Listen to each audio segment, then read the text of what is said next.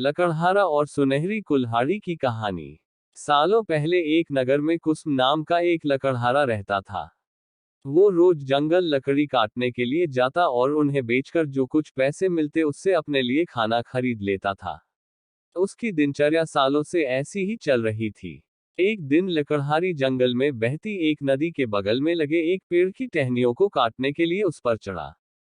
उस पेड़ की लकड़ी काटते काटते उस लकड़हारे की कुल्हाड़ी नीचे गिर गई। तेजी से लकड़हारा पेड़ से उतरा और अपनी कुल्हाड़ी को ढूंढने लगा। उसे लगा था कि नदी के आसपास उसकी कुल्हाड़ी गिरी होगी और ढूंढने पर मिल जाएगी। वास्तव में ऐसा कुछ हुआ नहीं, क्योंकि उसकी कुल्हाड़ी पेड़ से सीधा नीचे नदी में जा गिरी थी। वो नदी काफी गहरी और तेज बहाव वाली थी।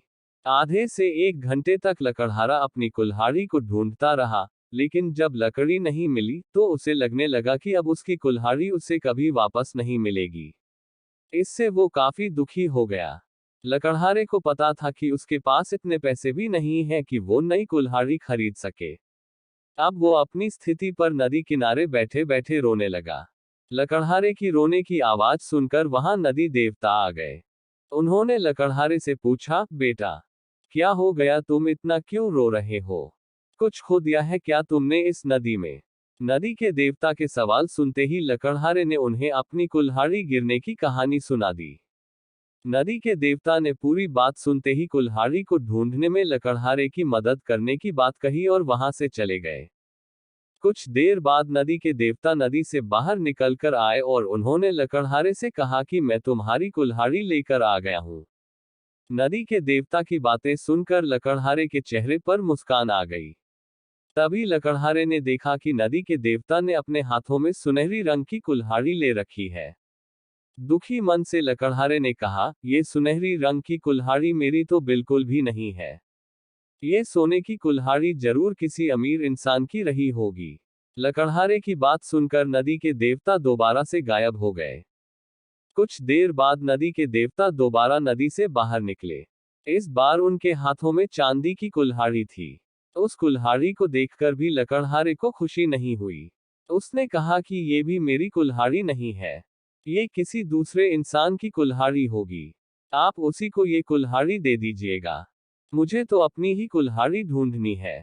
इस बार भी लकड़हारे की बात सुनकर नदी के देवता फिर वहां से चले गए। पानी में गए भगवान इस बार काफी देर बाद बाहर आए। अब देवता को देखते ही लकड़हारे के चेहरे पर बड़ी सी मुस्कान थी। उसने नदी के देव से कहा कि इस बार आपके हाथ में लोहे की कुल्हाड़ी है और लग रहा है कि ये मेरी ही कुल्हाड़ी है। ऐसी ही कुल्हाड़ी पेट काटते समय मेरे हाथ से नीचे गिर गई थी।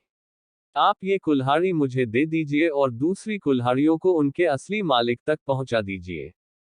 लकड़हारे की इतनी ईमानदारी और निष्पाप मन को देखकर नदी के देवता को काफी अच्छा लगा। उन्होंने लकड़हारे से कहा कि तुम्हारे मन में बिल्कुल भी लालच नहीं है।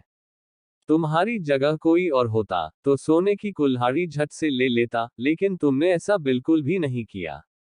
चांदी की कुल्हाड़ी को भी तुमने लेने से इनकार कर दिया। तुम्हें सिर्फ अपनी लोहे की ही कुल्हाड़ी चाहिए थी। तुम्हारे इतने पवित्र और सच्चे मन से मैं काफी प्रभावित हूँ। मैं तुम्हें उपहार में सोने और चांदी दोनों की ही कुल्हाड़ी देना चाहता हूँ। तुम अपनी लोहे की कुल्हाड़ी के साथ इन्हें भी अपने पास अपनी ईमानदारी के तोहफे के तौर पर रख लो। कहानी से सीख। ईमानदारी से बड़ी दौलत इस दुनिया में कुछ नहीं है। अच्छे ईमान वाले इंसान की चारों तरफ प्रशंसा होती है।